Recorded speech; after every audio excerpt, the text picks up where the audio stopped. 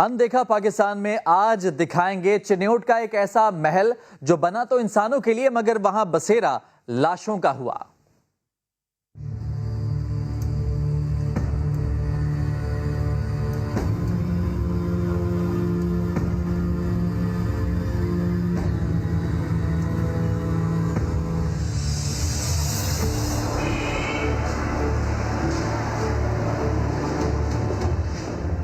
लाशों का महल।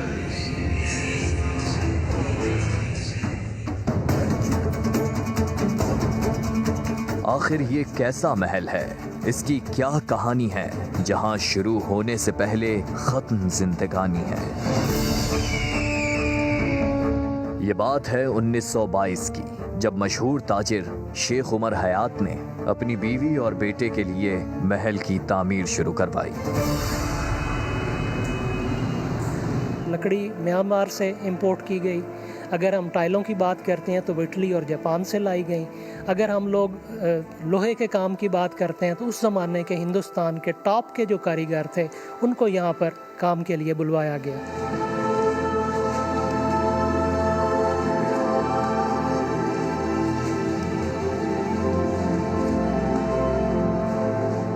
महल की तामीर मुकम्मल होने को थी, मगर उससे पहले ताजिर शेख उमर हयात की जिंदगी मुकम्मल हो गई।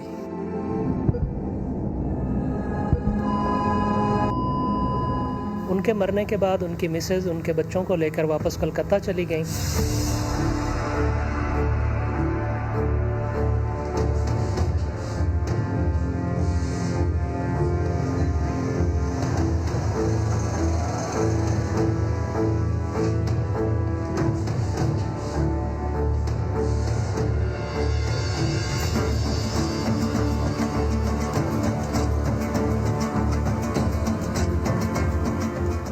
महल की तामीर मुकम्मल होने पर शेख उमर हयात की बीवी अपने बेटे की इसी महल में शादी के लिए चिन्योट वापस आ गई।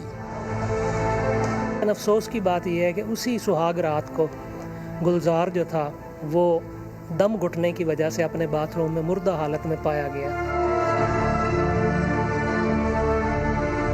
वालदा थी, उन्होंने गुलजार की कब्र इसी महल में बनाने का फ़ैसला किया और इस महल में अपनी कब्र अपनी आंखों के सामने रखते हुए 1 साल रोते धोते उन्होंने अपनी ज़िंदगी गुजारी और 1 साल के बाद फातिमा का भी इंतकाल हो गया। आप देख रहे हैं कि मेरे अकब में 2 कब्रें इसी बात का नोहा के ना है।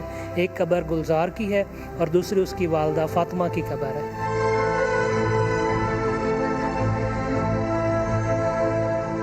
महल बनवाने वाला देखने से पहले गुजर गया और जिनके लिए बनवाया वो महल आए तो हमेशा के लिए यहीं सो गए। गुलजार और फातिमा की ट्रेजिक डेथ के बाद शेख फैमिली के किसी भी मेंबर ने या उनकी फैमिली के किसी भी शख्स ने इस महल पर अपनी मलकियत का दावा दायर नहीं किया। उसकी वजह ये थी कि शेख फैमिली के मेंबरान अब ये सोचने लग पड़े कि शायद ये महल एक हॉन्टेड हाउस है या इसमें चुड़ैलों का या जिन्नों का कब्जा है जिन्होंने हमारे अजीज़ों की जान ले ली। 30 बरस तक ये महल खाली रहा। सन 1990 के अंदर उस वक्त के डिप्टी कमिश्नर जहांग अतर ताहिर साहब और असिस्टेंट कमिश्नर तहसील चिन्योट डॉक्टर अमजद साकिब साहब ने इसको टेक ओवर किया और इसकी तामीर और मरम्मत का काम मुकम्मल करा के यहाँ पर एक लाइब्रेरी इस्टेब्लिश कर दी।